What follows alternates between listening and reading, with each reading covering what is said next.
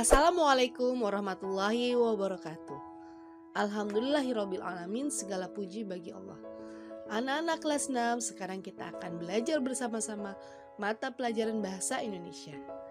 Kali ini kita akan belajar tentang pidato. Di KD 3.3 menggali isi teks pidato yang didengar dan dibaca. Semoga kalian bisa mudah memahami apa yang Bu Ari sampaikan. Selamat belajar anak-anak. Tak kenal maka tak sayang. Oleh karena itu, yuk kita kenalan dengan pidato dulu ya.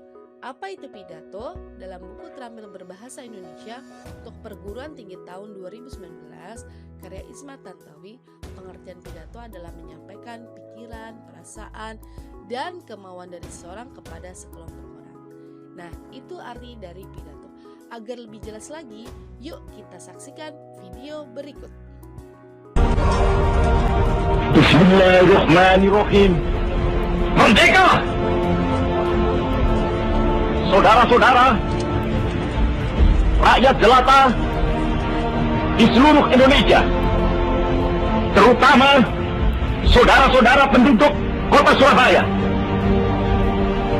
kita semuanya telah mengetahui bahwa hari ini tentara Inggris telah menyebarkan pamflet-pamflet yang memberikan suatu ancaman kepada kita semua. Kita diwajibkan untuk dalam waktu yang mereka tentukan menyerahkan senjata-senjata yang telah kita rebut dari tangannya tentara Jepang. Mereka telah minta supaya kita datang pada mereka itu dengan mengangkat tangan. Mereka telah minta supaya kita semua datang pada mereka itu dengan membawa bendera putih, tanda bahwa kita menyerah kepada mereka. Saudara-saudara, di dalam pertempuran yang lampau, kita sekalian telah menunjukkan bahwa rakyat Indonesia di Surabaya, pemuda-pemuda yang berasal dari Maluku, pemuda-pemuda yang berasal dari Sulawesi, pemuda-pemuda yang berasal dari Pulau Bali, pemuda-pemuda yang berasal dari Kalimantan, pemuda-pemuda dari seluruh Sumatera, pemuda Aceh, pemuda Tapanuli, dan seluruh pemuda Indonesia yang ada di Surabaya ini, di dalam pasukan-pasukan mereka masing-masing, dengan pasukan-pasukan rakyat yang dibentuk di kampung-kampung, telah menunjukkan satu kekuatan sehingga mereka itu terjepit di mana-mana. Hanya karena taktik yang licik daripada mereka itu, saudara-saudara, dengan mendatangkan presiden dan pemimpin-pemimpin lainnya ke Surabaya ini, maka kita tunduk untuk memberhentikan pertempuran. Tetapi pada masa itu mereka telah memperkuat diri, dan setelah kuat, sekarang inilah keadaannya. Saudara-saudara, kita semuanya, kita bangsa Indonesia yang ada di Surabaya ini akan menerima tantangan tentara Inggris itu. Dan kalau pimpinan tentara Inggris yang ada di Surabaya ingin mendengarkan jawaban rakyat Indonesia, ingin mendengarkan jawaban seluruh pemuda Indonesia yang ada di Surabaya ini, dengarkanlah ini tentara Inggris. Apakah kalian tahu siapa yang sedang berpidato tadi? Ya, betul. Yang sedang berpidato tadi adalah Bung Tomo.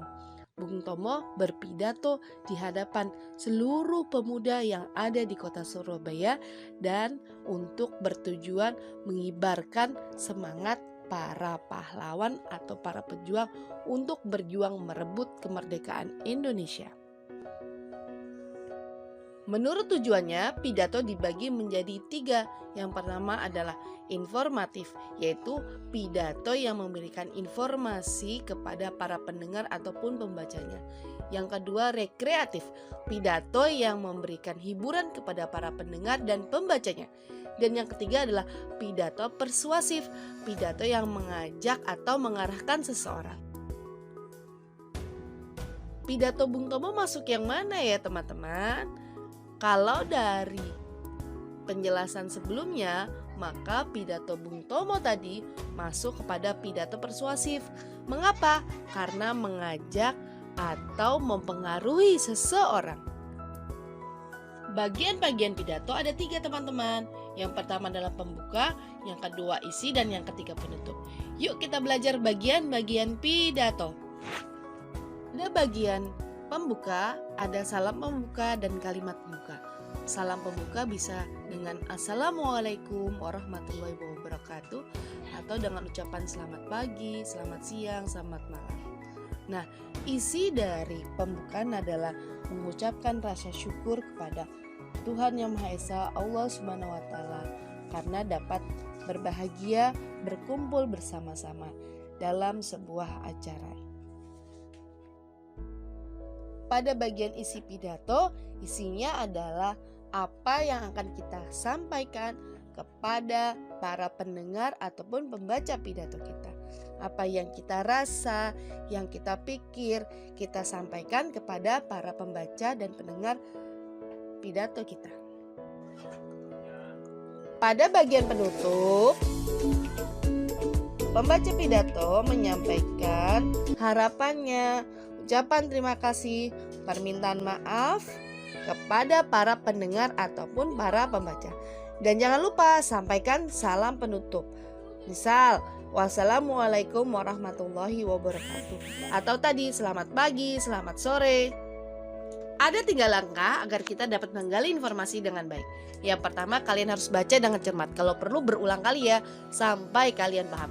Yang kedua, tulis informasi-informasi penting yang ada di dalam pidato tersebut. Yang ketiga, susun kembali informasi-informasi penting yang telah kalian dapatkan menjadi kalimat atau beberapa kalimat. Jadi ketika kita mau menggali informasi penting dari pidato, kalian fokus pada bagian isi pidato. Anak-anak, dengarkan isi pidato berikut. Hadirin yang berbahagia, jika kita sudah menjadi pemimpin bagi diri sendiri, kita pun dapat menjadi pemimpin bagi orang lain. Namun seperti yang kita ketahui, menjadi seorang pemimpin bukanlah hal yang mudah. Menjadi pemimpin bukan hanya tentang status jabatan yang ia dapatkan, bukan pula tentang mendapat fasilitas yang banyak. Pemimpin yang baik ialah orang yang mampu bertanggung jawab akan tugasnya serta menginspirasi orang banyak. Pemimpin yang baik memiliki pikiran yang maju serta mementingkan kepentingan orang banyak dibandingkan kepentingan pribadi. Jika sifat kepemimpinan itu dapat dilaksanakan dengan baik, masyarakat dapat hidup rukun dan harmonis satu sama lainnya.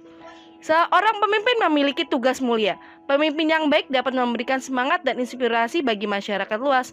Oleh karena itu, janganlah takut untuk menjadi seorang pemimpin. Jadilah pemimpin yang dapat mengemban amanah dan menjalankan pekerjaannya dengan baik bagi orang lain. Informasi yang bisa kita gali dari pidato sebelumnya adalah ada 3 ya teman-teman, ada 3 paragraf. Yang pertama adalah paragraf pertama, mulailah menjadi pemimpin bagi diri kita sendiri, dan itu bukan hal yang mudah. Jelas sekali di awal kalimat, jika kita sudah dapat menjadi pemimpin bagi diri sendiri, kita pun dapat menjadi pemimpin bagi orang lain, dan itu bukan hal yang mudah. Di paragraf 2, isi paragrafnya atau informasi yang bisa kita gali adalah bagaimana menjadi seorang pemimpin yang baik. Di sini disebutkan bagaimana cara menjadi seorang pemimpin yang baik. Yang pertama adalah pikiran yang maju, mementingkan kepentingan orang banyak dibandingkan kepentingan pribadi. Nah, 2 sifat itu yang kemudian menjadi ciri bagaimana menjadi seorang pemimpin yang baik. Kemudian di paragraf 3, informasi penting yang bisa kita gali adalah pemimpin memiliki tugas yang mulia. Mengapa mulia? Karena dia melaksanakan tanggung jawab baik bagi diri sendiri ataupun orang lain. Berikan sebuah kilas peristiwa. Apakah kalian kenal siapa yang ada di gambar? Yang ada di gambar adalah foto Presiden Soekarno, Presiden pertama Indonesia. Presiden Soekarno pernah memberikan kritikan tajam disampaikan di depan Majelis Umum PBB pada sidang 30 September 1960. Presiden Soekarno mengkritik bahwa Dewan Keamanan yang seharusnya mencegah peperangan, kenapa justru sering menghasut? PBB dianggap sudah bersikap tidak netral. Kepentingan bangsa-bangsa baru selalu dikalahkan oleh negara besar. Soekarno mencatatkan, PBB menghukum Amerika Serikat, Inggris atau negara besar lain yang mencampuri bahkan mengganggu urusan dalam negeri negara lain. Melalui pidato berjudul To Build the World New, Soekarno menguraikan pandangannya tentang Pancasila, pembebasan Irian Barat, kolonialisme, meredam ketegangan perang dingin antara Amerika dan Soviet. Dalam pidato yang memukau itu, Soekarno juga memberikan kritikan tajam terhadap eksistensi PBB. Pidato itu mampu membuat para hadirin sidang PBB terkesima dan terhipnotis. Para hadirin hanya menjadi pendengar yang baik, tekun dan bersungguh-sungguh. Pidato itu disambut riuh tepuk tangan. Bahkan dalam pidatonya, Presiden Soekarno mengutip Al-Quran Surat Al-Hujurat ayat 13. Presiden Soekarno menjadi satu-satunya pemimpin yang mengutip Al-Quran dalam pidatonya. Untuk penugasan kali ini, kalian akan menggali informasi pada sebuah teks pidato. Coba kalian nanti buka buku SPS Bahasa Indonesia halaman 99. Kalian cermati isi pidatonya, kalian cari dulu mana sih bagian isinya, kemudian kalian boleh menggali informasi penting tersebut dan kemudian mencatatnya. Catatan hasil dari penggalian informasi kalian tulis di buku tulis, kemudian bisa kalian kumpulkan di GCR atau tulis langsung di GCR juga bisa. Itu saja ya teman-teman tugas hari ini. Semoga Allah memudahkan. Alhamdulillahirrabbilalamin, kita telah menyelesaikan pelajaran pada hari ini.